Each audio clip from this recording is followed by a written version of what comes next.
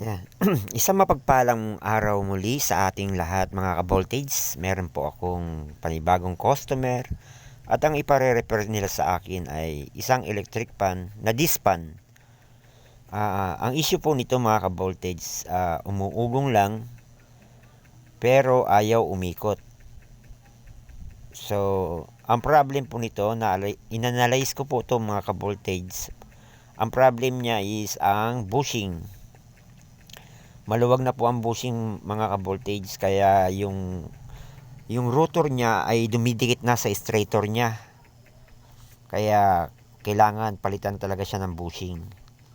So mga ka-voltage, ang pagpalit po nito ng bushing, madali lang naman po kasi iba naman po ang lock nito. Declip lang naman po to. Sisikwatin nyo lang ho yung likod nito, matatanggal nyo na kagad yung bushing niya.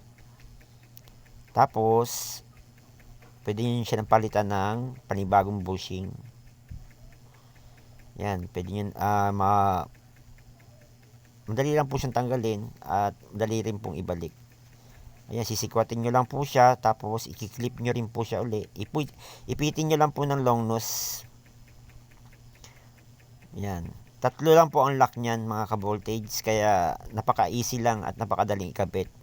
So, wag nyo rin pong kalimutan lagyan ng langis pag nagpalit po kayo ng bushing. Automatically, maglagay rin po kayo ng langis para hindi po mahirapan o masira kagad ang bushing niya at saka shafting.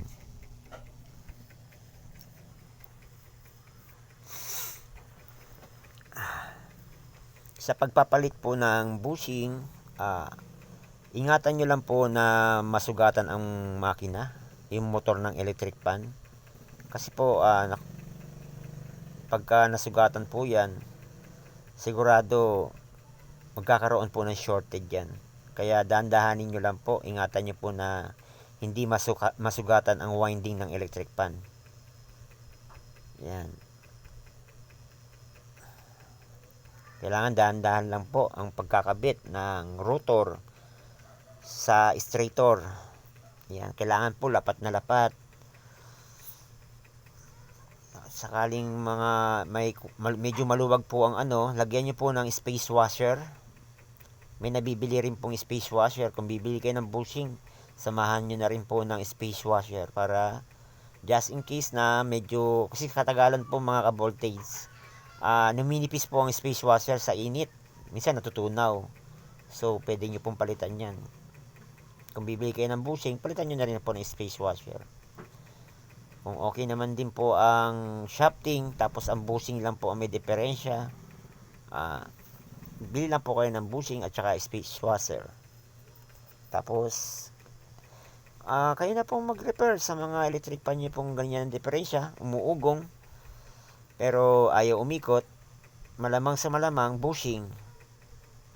Meron din naman po minsan, capacitor.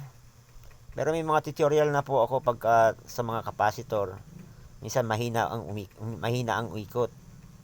Malamang capacitor po 'yun. Pero ito pagka umuugong lang, ayaw umikot, bushing po talaga sira. Kasi pag capacitor umiikot po 'yun pero mahina lang.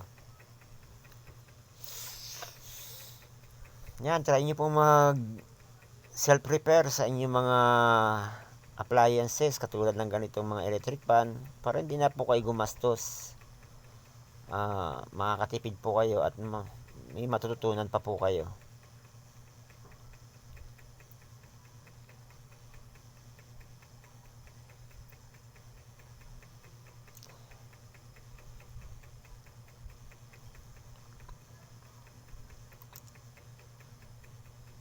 Ayan, ina-assemble ko na po yan mga ka-voltage. Pre-wheeling naman na po yan siya kasi bago na ho yung bushing niya. At okay naman po ang shafting niyan. Bushing lang ang lumuwag sa kanya.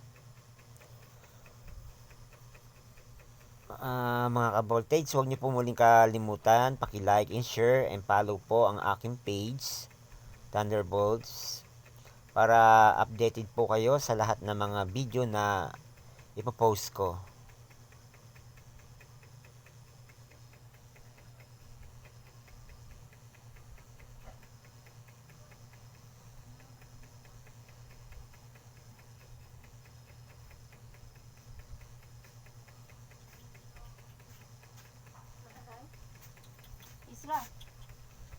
ngay.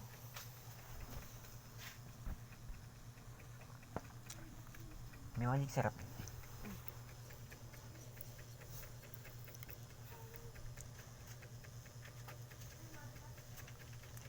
Yan po, testingin ko na po siya mga ka-voltage.